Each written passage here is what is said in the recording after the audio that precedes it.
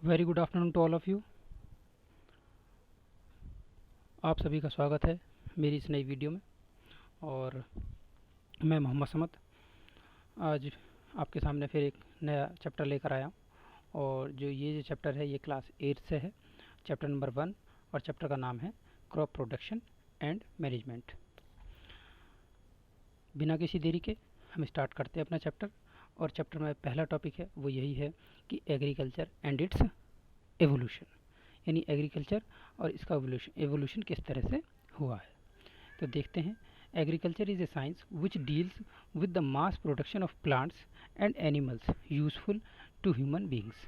Agriculture वो science है जो किससे डील करता है, जो कि mass production of plant and animals which are useful for the human welfare.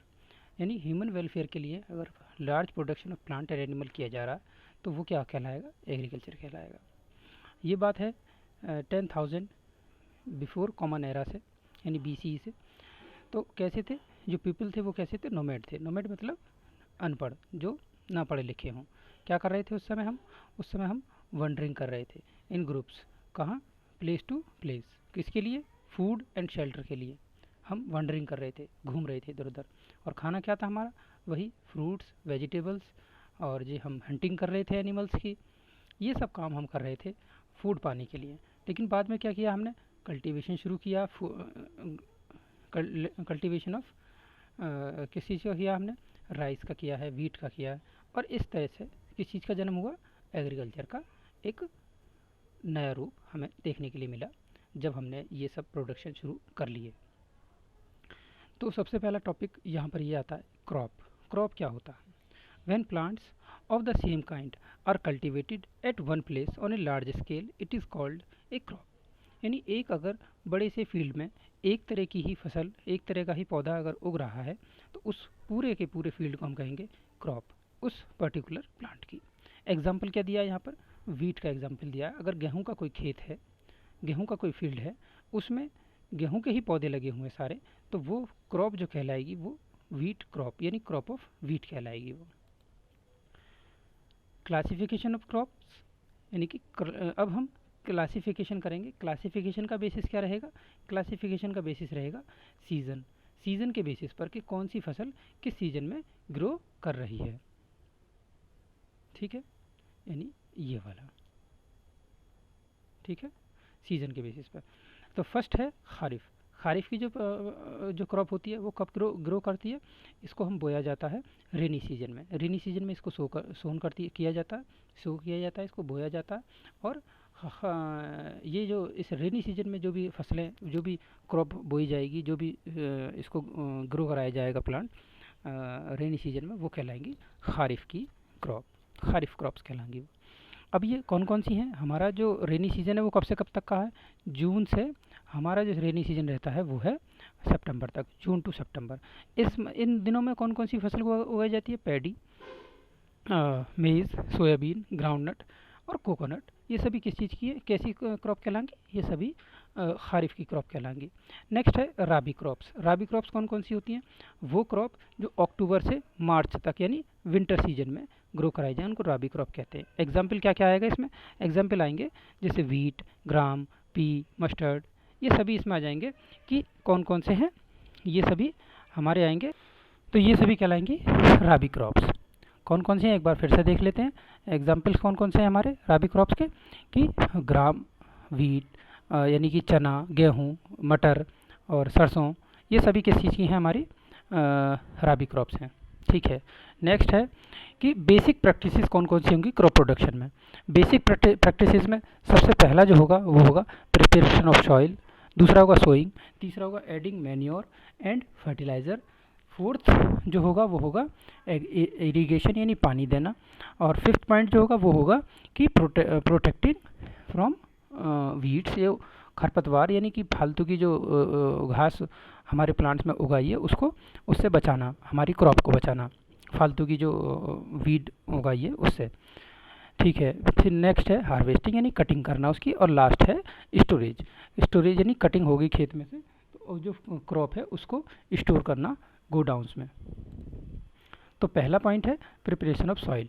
Preparation of soil में क्या किया जाएगा, सबसे पहला पॉइंट होगा प्लगिंग। प्लगिंग मतलब हल चलाना खेत में। इसमें क्या किया जाएगा, the process of loosening and turning of soil is called tilling और प्लगिंग। यानी कि अगर मिट्टी को, सॉइल को लूजनिंग करना यानी इसे ढीला करना और उसको टर्निंग करना, उसको पलटना, क्या कहलाएगा, टिलिंग कहलाएगा या फिर प्लगिंग कहलाएगा। अच्छा, लूज सॉइल जो होती है उसमें फ़ायदा क्या क्या है, हेल्प करेंगे जर्मिनेशन ऑफ सीड में।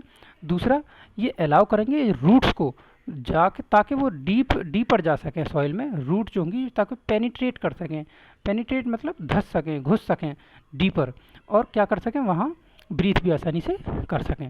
तीसरा क्या होगा, हमारे हेल्प मिलेगी किस चीज़ से, growth of warms and microbes.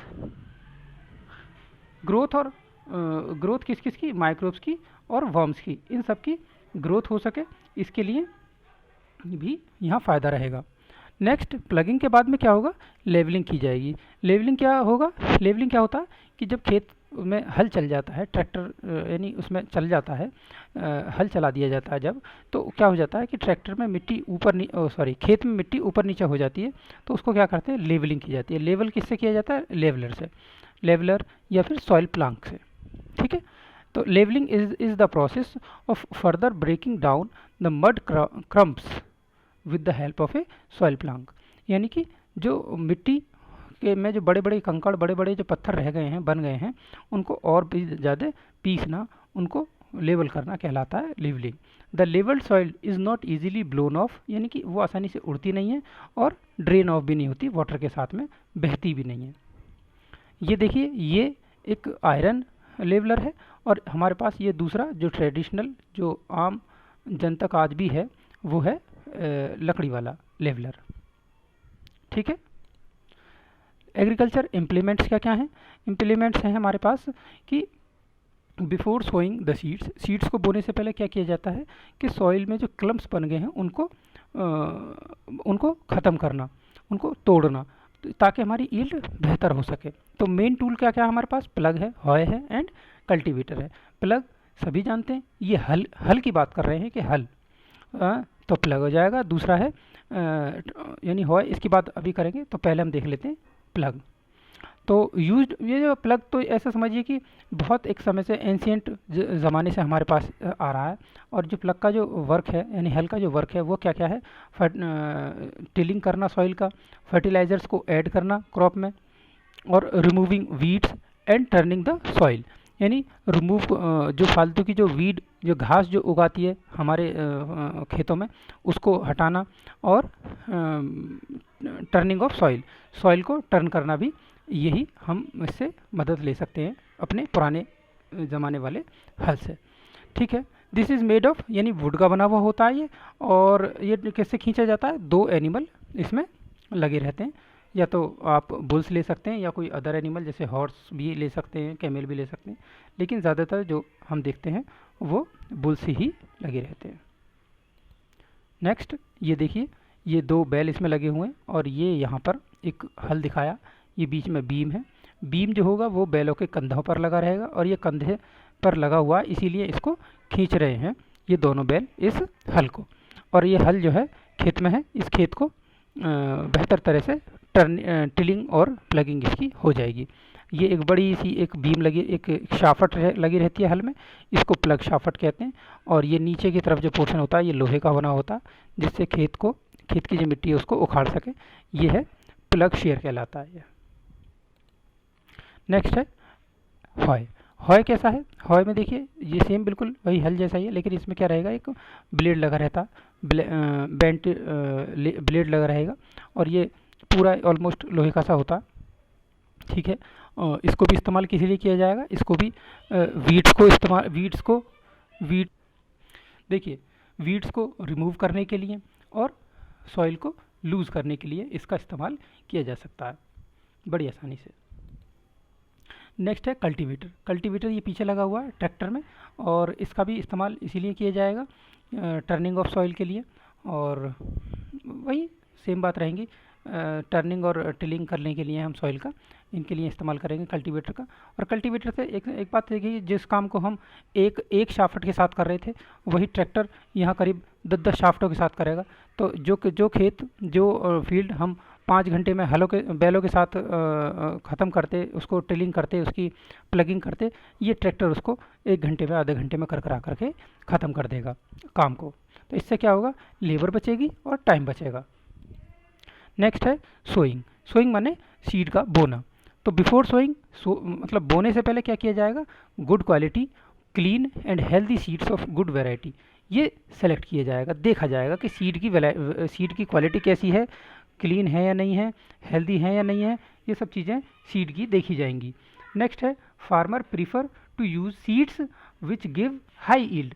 जो फार्मर होंगे वो कैसा प्रीफर करेंगे, जो हाई यील्ड देते हों। तो ये हमारी पहेली एनसीईआरटी से आ गई है यहाँ पर, और हमें ये क्वेश्चन पूछ रही है, ये बता रही है कुछ, इसको देखते हैं क्या है।